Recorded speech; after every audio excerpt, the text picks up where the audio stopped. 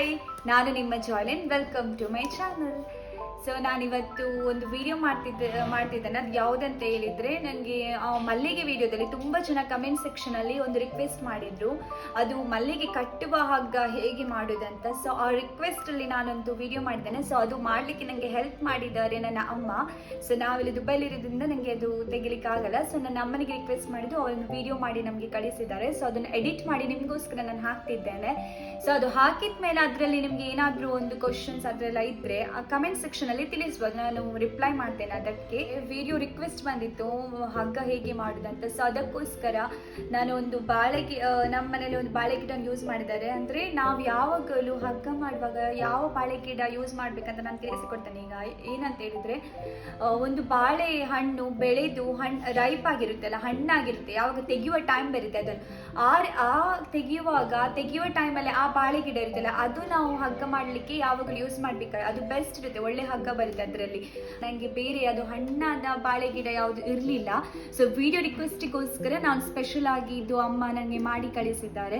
So ನೀವು use ಮಾಡೋದಾದ್ರೆ ಹಗ್ಗ ಮಾಡಲಿಕ್ಕೆ ಒಂದು ಬಾಳೆಹಣ್ಣು ರೈಪ್ ಆಗಿ ಬೆಳೆದಿರುತ್ತೆ, ಯಾವಾಗ ತೆಗೆಯುವ ಟೈಮ್ ಬರುತ್ತಲ್ಲ, ಆ ಬಾಳೆ ಗಿಡವನ್ನು ನೀವು ಯೂಸ್ ಮಾಡಿ ಹಗ್ಗ ತಯಾರಿಸಬೇಕಿದ್ರೆ, ಆಯ್ತಾ. ಸೊ ಫಸ್ಟ್ ನಾವು ವಿಡಿಯೋ ನೋಡುವ.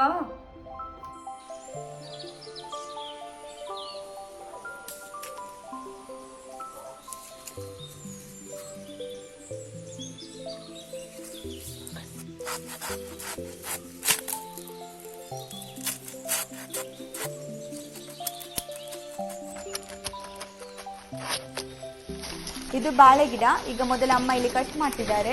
ಇದು ಕಟ್ ಮಾಡಿ ಆದಮೇಲೆ ಅದರ ಮೇಲೆ ಕೊಂಬೆ ಪಾರ್ಟ್ ಇರುತ್ತಲ್ಲ, ಅಲ್ಲಿ ಎಲೆ ಎಲ್ಲ ಬೆಳೆದಿರುತ್ತೆ, ಅದು ಪಾರ್ಟ್ ತೆಗಿಬೇಕಾಗುತ್ತೆ. ಅದು ತೆಗೆದಾದ್ಮೇಲೆ ಕೆಳಗೆ ಬ್ರೌನ್ ಪಾರ್ಟ್ ಕಾಣಿಸಿದಲ್ಲ ನಿಮಗೆ, ಸಿಪ್ಪೆ ಅದೆಲ್ಲ ತೆಗಿಬೇಕಾಗುತ್ತೆ. ಅದೆಲ್ಲ ತೆಗೆದಾದ್ಮೇಲೆ ಇದು ತಿರುಳು ಕಾಣಿಸಿದಲ್ಲ, ವೈಟ್ ಇಲ್ಲಿ. ಸೊ ಇಲ್ಲಿಂದ ನೀವು ಹಗ್ಗ ಮಾಡಲಿಕ್ಕೆ ಸ್ಟಾರ್ಟ್ ಮಾಡಬೇಕಾಗುತ್ತೆ. ಓಕೆ, ತಿರುಳು ಸಿಕ್ಕಿದಾದ್ಮೇಲೆ ಮತ್ತೆ ಈ ರೀತಿ ತೆಗೀರಿ.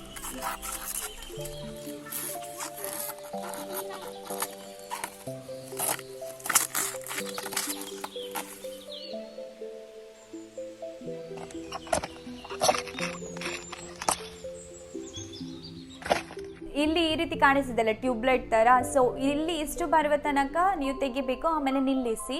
ಸೊ ಇದು ಟ್ಯೂಬ್ಲೈಟ್ ರೀತಿ ಕಾಣಿಸಿದಲ್ಲ, ಅದರಲ್ಲಿ ಇದು ತಿರುಳು, ಇದರಲ್ಲಿ ಪದಾರ್ಥ ಎಲ್ಲ ಮಾಡ್ತಾರೆ.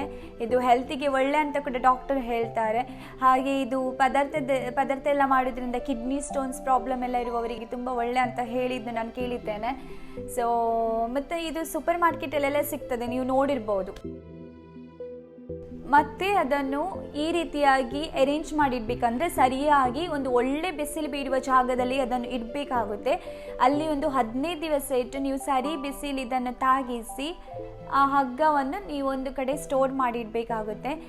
ಇದು ಸರಿ ಬಿಸಿಲು ತಾಗದಿದ್ರೆ ಈ ಹಗ್ಗಕ್ಕೆ ಅದು ಹಗ್ಗ ಕಪ್ಪಾಗುತ್ತೆ. ನೀವು ನೋಡಿರ್ಬೋದು ತುಂಬ ಜನ ಹಗ್ಗ ಎಲ್ಲ, ಕೆಲವರದ ಹಗ್ಗ ಎಲ್ಲ ಕಪ್ಪಾಗಿರುತ್ತೆ. ಅದು ಯಾಕಂತ ಹೇಳಿದರೆ ಅದರಲ್ಲಿ ಸರಿಯಾಗಿ ಬಿಸಿಲು ತಾಗಿರಲ್ಲ, ಅದಕ್ಕೋಸ್ಕರ. ಇಲ್ಲದ್ರೆ ಹಗ್ಗ ಒಳ್ಳೆ ವೈಟ್ ಆಗಿ ಬಂದಿರುತ್ತೆ. ಅದು ಹಗ್ಗ ಸರಿಯಾಗಿ ಒಣಗಿದ ಮೇಲೆ 15 ದಿವಸ ಆದಮೇಲೆ ಈ ರೀತಿಯಾಗಿ ಕಾಣುತ್ತೆ.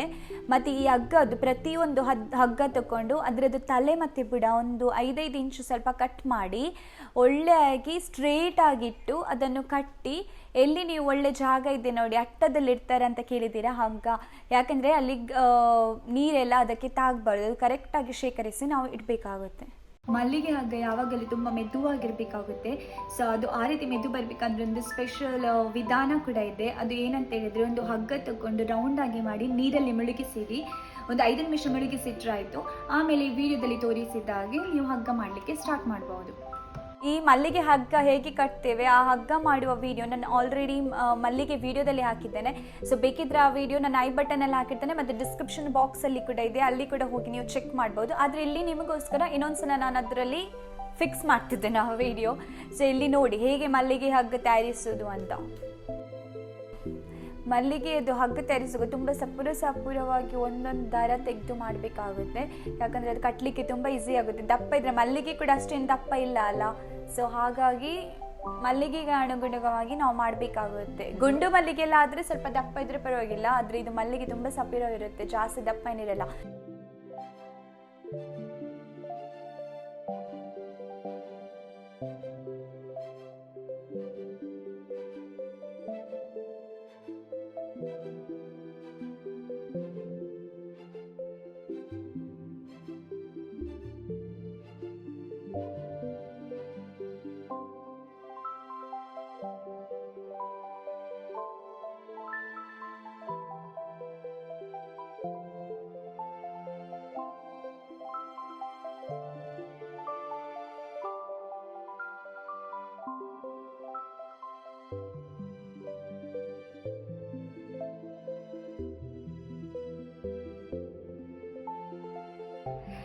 ನಾವು ಮಲ್ಲಿಗೆ ವಿಡಿಯೋ ಮಾಡಿದ್ವಿ.